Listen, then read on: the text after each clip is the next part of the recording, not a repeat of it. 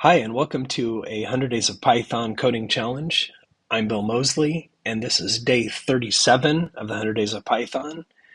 And if you want to access the entire listing of 100 Days of Python, you can do so at my website, www.bmosley.com/hdp. The link is also found below in the text below this video. So let's get started with day 37.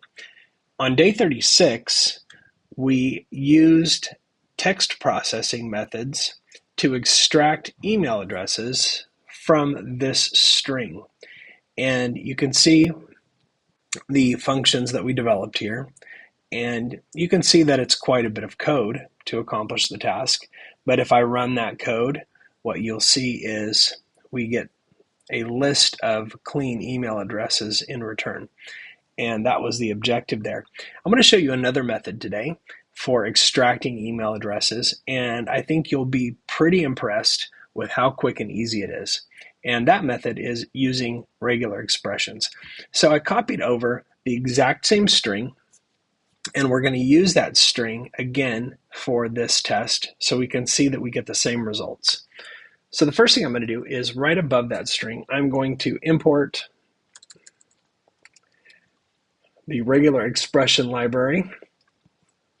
So RE is what it is called. It stands for regular expressions, and regular expressions are just a way of matching patterns in text. And again, you're going to be pretty impressed with how quick and easy this is. So we're going to define a function here, and we're going to call it extract emails, and that is going to take a text string.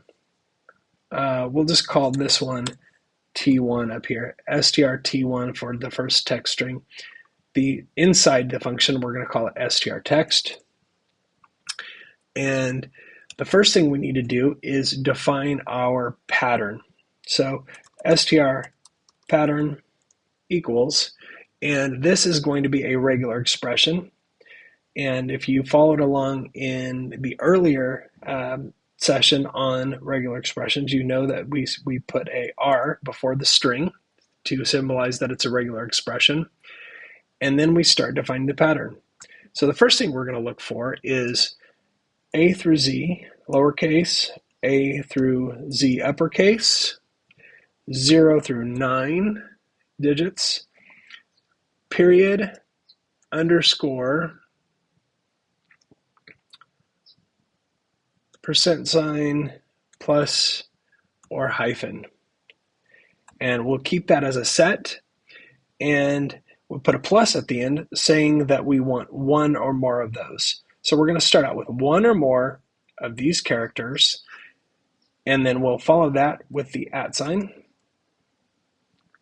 and then we will follow that with one or more of the following characters, A through Z uppercase, 0 through 9, a period, or a hyphen.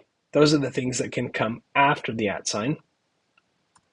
So one or more of those, plus, and then we're going to escape the period. There's got to be a period in there. And what that means is we're looking for literally the period character. If I had not put the escape or the backslash before it, then it becomes a different meaning in a regular expression. So the next thing we're going to do is we are going to say we're going to have A through Z, lowercase, A through Z uppercase, and we are going to have between 2 and infinity of those. So at least 2 of these characters after the dot. So it could be, Bill at bmosley.com fits that set. Okay, so that is our regular expression pattern, and this will match a valid email address. So now what we're going to do is we're going to say li emails, and we're going to say re, so we're referencing the library, regular expression, and we're going to say find all, and that will return all things that match that. So we're going to say str pattern, and we're going to say all the patterns that match in str text. So we've got all the patterns in this text are going to be returned and put in a list. And then the last thing we need to do, yeah, we're almost done already. That's wild, right? Emails. So we're going to return those as a list. And so if we want to use that function, we are going to say li found equals extract emails, and we're going to give it strt1, which is our text up here. And if we want to print them out in a line, we will just say for str email in li found, print str email. That's the entire program. So this bit of code does the exact same thing as all of this. Let's run it and see how it works.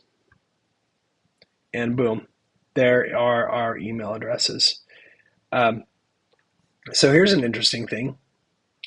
That right there is not part of the email address. So we've got to be a little bit careful that we don't want to include things that shouldn't be there.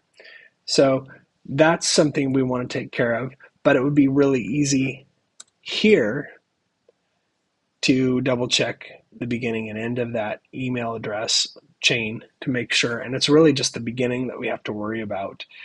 It shouldn't be one of these characters in the beginning. So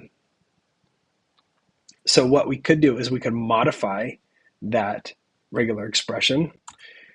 And all we'd have to do is make sure that it doesn't start with one of these characters. So we want one or more of these right before it. So all I'd have to do is I'm going to copy this part right here and paste it, and then put a bracket there. And I'm just going to say we want one or more of those before we have one or more of those. And so now if I run that, you can see that the hyphen that was there right before HR office in this email right here is now cleaned off. So it just takes a little bit of modification to that pattern, but it still matches what we need to match. So regular expressions are a really powerful way of getting into text, matching patterns, and bringing back those matches using find all.